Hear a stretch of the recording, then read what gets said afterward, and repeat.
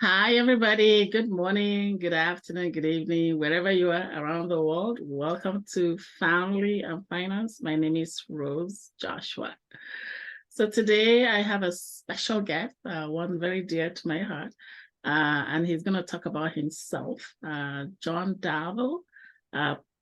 Please welcome to my show. Thank you so much for being here. Thanks for having me, Queen Rose. Yes. So Jon is he's very diverse. One of the really things I like about Jon is he is very disciplined. And I don't think I've told you this before, but I just love the way that Jon, that you take a project and you push until you get there. And so, welcome again, and God bless you for being here. Appreciate that. Thank you so much.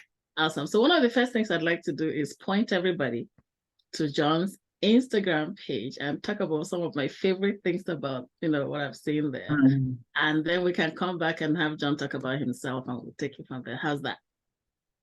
Love it. Okay, so let's go to Jon's Instagram page. So everyone just go Jon Darvill, JONDARVILL.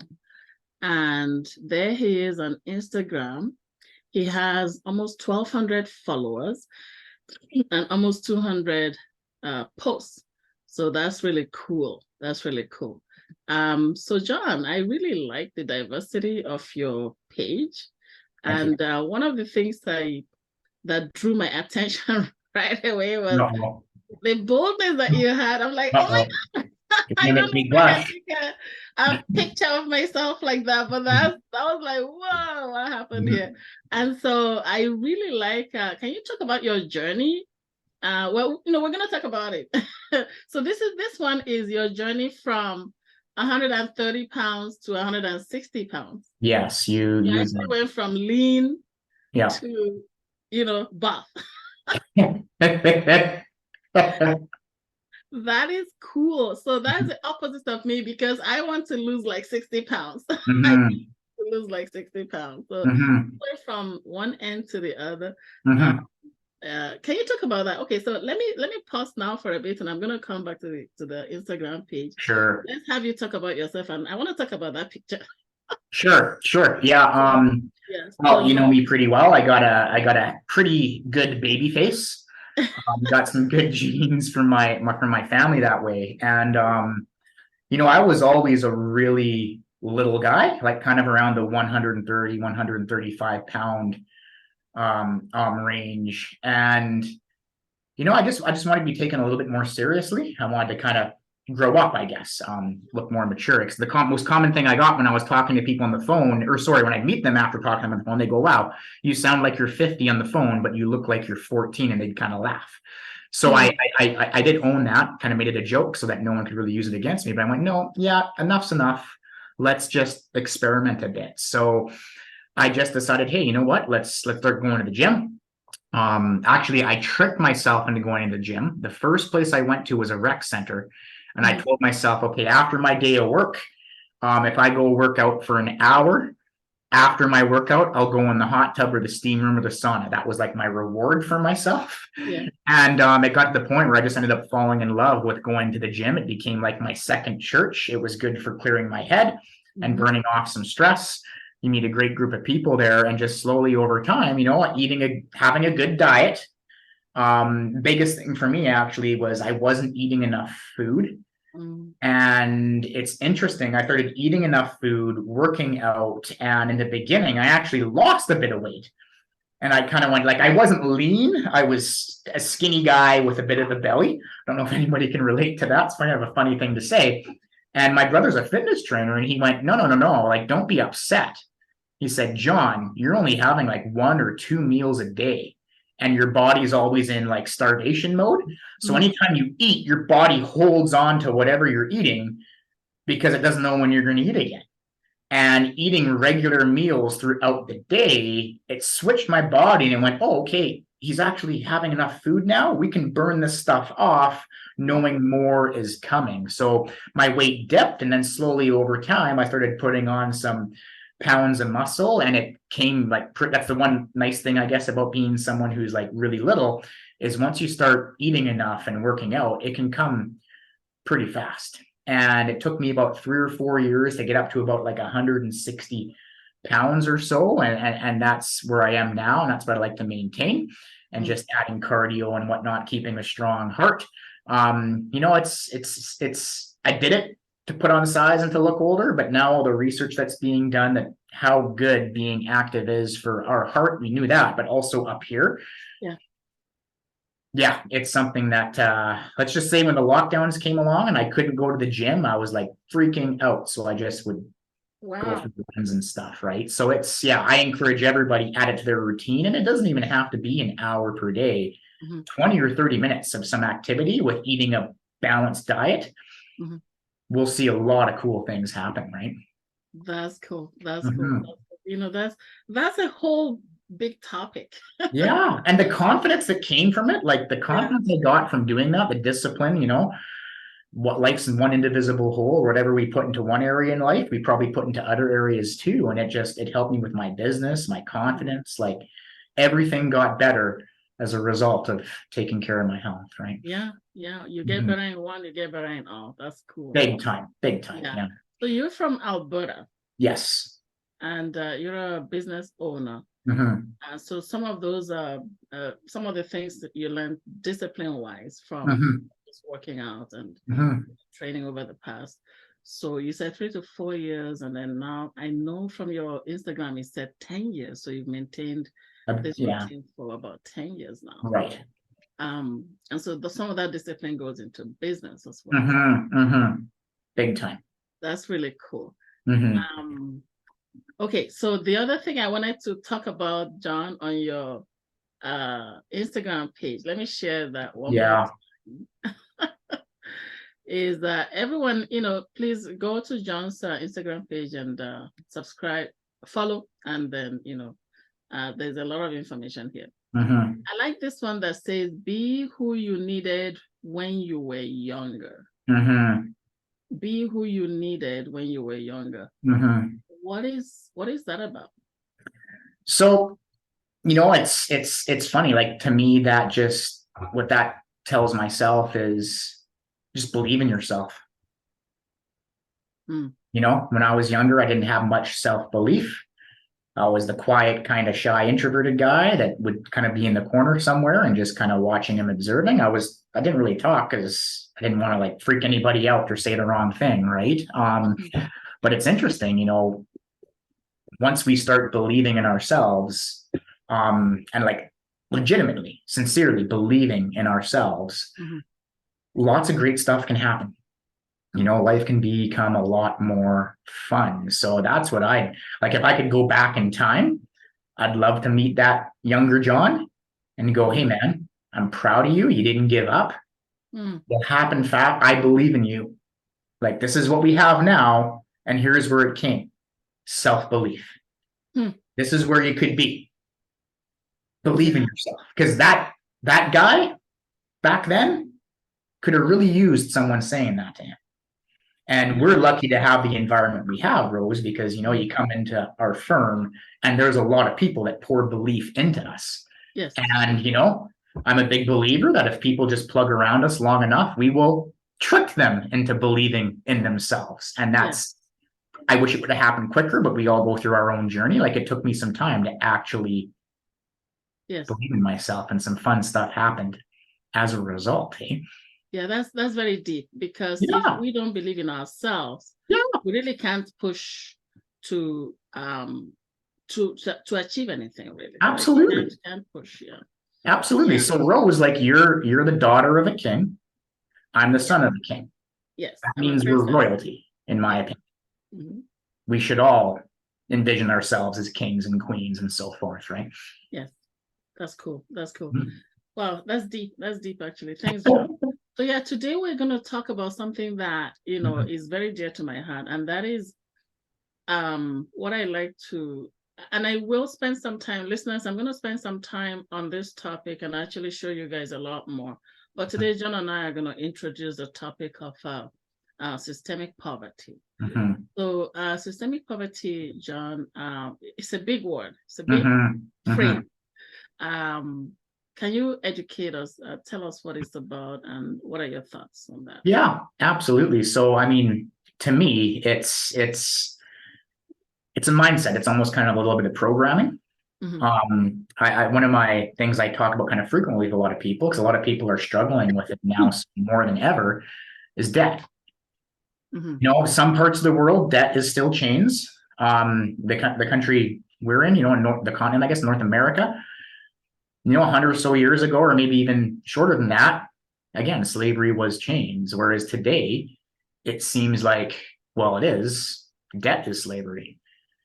If I put, Slavery was changed. yeah, yeah, Wow, and John, yeah, you're Canadian, so yeah, I'm not gonna dwell yeah, on that line. But yeah, yeah, slavery was changed would yeah, definitely resonate with a lot of people, yeah, typically the immigrants, yeah, the immigrant community. So slavery was changed, but mhm. now slavery is what you say, debt? Debt, yeah.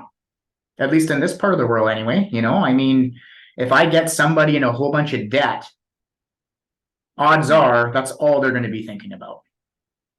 Hmm. Is money in the or the lack thereof. I mean, don't get me wrong, money isn't everything unless we live in a place where you need a lot of it or a good chunk of it and you don't have any, Yes. right? That's all and I've been in situations where I have a whole bunch of debt. You know, money was very, very tight. Like I had a good upbringing, but things were really, really tight.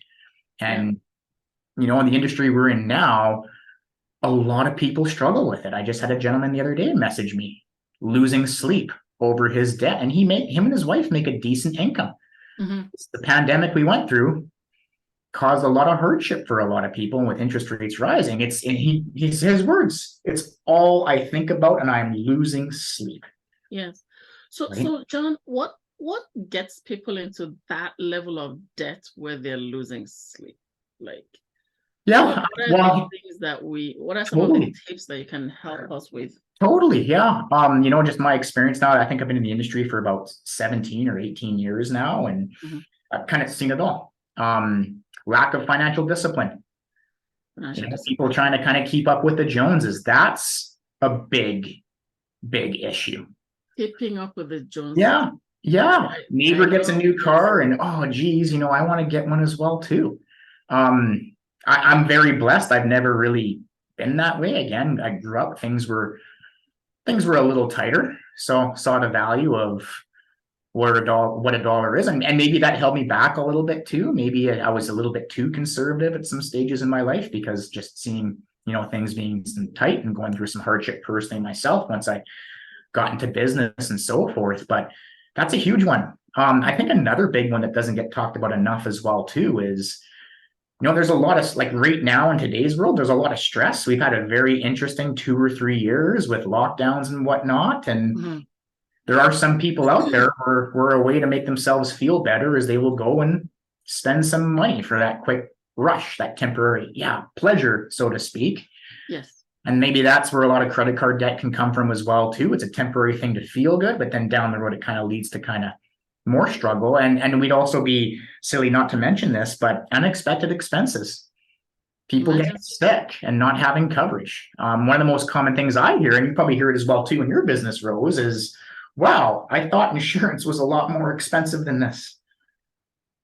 Right? Mm. Number one asset we have is our ability to earn income. And if we don't have coverage and something bad happens, well, there are a lot of people out there. That's why we see so many GoFundMe campaigns these days. Yeah. Yeah. You know, and taking it maybe one step further, it seems like a lot of companies are paying people just enough to get by, but not enough to get ahead. Mm. You know, the cost of living, Crazy. there's a lot of stuff going on right now, right? There's a lot of stuff going on right now, and, you know, people are kind of at their wits' end. So that's painting so that's one side of the Mm-hmm. picture of systemic poverty, and we haven't Mm-hmm. really actually dwelt on it. Mm-hmm. But what of people who think they're comfortable? So there's Mm, people who think, oh, I make $150K, I make $200,000 of income Mm-hmm. Mm-hmm. as an employee. Mm-hmm. So how does systemic poverty relate to that group of people? That comfort, so to speak. Yeah. Mhm. Yeah, you're right. There's a lot of people just, and I've been guilty of it as well too in my life, being really comfortable. And it's kind of like, well, why not stretch? Why not kind of go and do a little bit more and grow, so to speak? And that really, I guess, kind of comes from our growth journey. What is comfortable for us? Mhm. And I like to think kind of personally myself, where if I'm comfortable, that's kind of, a little bit maybe selfish, because what if something happens to, say, someone I care about? It really kind of comes back to mindset, right? Like Yeah. growing up, going through school, it was a kind of always, you don't want to fail, and if you did fail a test, it was like, oh, shame on you, shame on you. But really, failure is how we learn. That's how we all learned to walk, was you just kept falling over again and again and again and again and again until we figured it out, right? Mm-hmm. So failure is bad. Don't rattle the cages. Don't upset anybody. But, well, why? Why not grow? Why not stretch? It all comes down to mindset. It's, how are we thinking? We can go back to scripture. People without vision will perish, but he that keepeth the law, happy is he. Yeah. Well, they didn't really teach me in school to have a vision for what I wanted for life. I got told set goals, but no one ever explained to me why goal setting was important. And more than likely, bless their hearts, teachers have an incredible workload and they're very important people in our society. Yes. Odds are that teacher probably didn't have any goals for themselves either, because they probably didn't fully understand the importance behind it. So that's probably where it really comes back to that comfort side of things is, people maybe set a goal to buy a house or a down payment for a house or this. Boom, they hit that goal. Well, what's next? And we're goal-driven creatures. We need to find something to kind of stretch and push for. It's that chase that kind of keeps us, to me, it's not so much getting the goal, but it's that pursuit of goal, which is super fun. And then the growth that comes from it as a result. So yeah, with the comfort side of things, it's people aren't taught, I guess, how important goal setting is. Mm-hmm. We can go back to the scripture, and we had some great people back then, explaining why it was so important in the good book. Yeah. I like the goal setting, and I just want to make a comment about teachers, because I'm from a family of teachers. My dad was a professor, my mom was a principal, I was a professor myself. So school cannot prepare us for everything. So one of the things I tell people is, when they say, "Oh, I didn't learn that at school," school did not teach us parenting. That's a big one. Right. School does not teach everything. So, but we learn from school how to think, how to articulate, how to set goals, and how to. So school is really preparing us with the skills to apply knowledge. So that's really the way I look at it. But thank you so much for raising that. So then, John, and time is just flying away from us here. Isn't it? Wow. There's people, and this is systemic poverty again. There's people who have a job, 2 jobs, 3 jobs, back to that debt cycle that you talk about. And they don't have time for family. They miss out on the kids. The kids grow up, nannied by the television. And in the long run, they lose everything, because they lose the family, they lose their health, they lose everything. So what do you have to say to people like that? What are you giving your attention and focus to? So going back to kind of goal setting, once I understood the concept, everything that you and I need to achieve our goals is probably around us. Just we're distracted. We're drifting. We're not paying attention to it. Some of the biggest goals I've hit in my life literally came from people that were within 1 or 2 arms lengths, like a friend of a friend or an acquaintance of an acquaintance or something like that. it walks around us all the time. It's there. It's just unfortunately, I think most of us are kind of programmed to, again, it goes back to envy, like we were talking about before we hopped on this call. We're kind of programmed to focus on the lack that we have. Mm-hmm. So as a result, that's our vision, I guess. We just get more lack. Whereas when we can start just shifting, okay, what is it do I actually want? And coming up with a plan to get that. Hey, there are people who are, they got a lot in the go, 2-3 jobs in no time that are really struggling right now. But there are also people who are doing that who are now out of that. Mm-hmm. And the commonality is more than likely, what were they focused on? A healthy obsession to get out of that situation, more than likely, as opposed to just, oh, it's never going to get better. This is just the way it is, and to accept it, so to speak, right? So where we, and I get it, like I've been there. It is, when you're going through that and things are really tight, it is really, really tough. Yes. Really tough. So we got to be so crucial. It's so crucial. We got to be so conscious of what we're putting into here.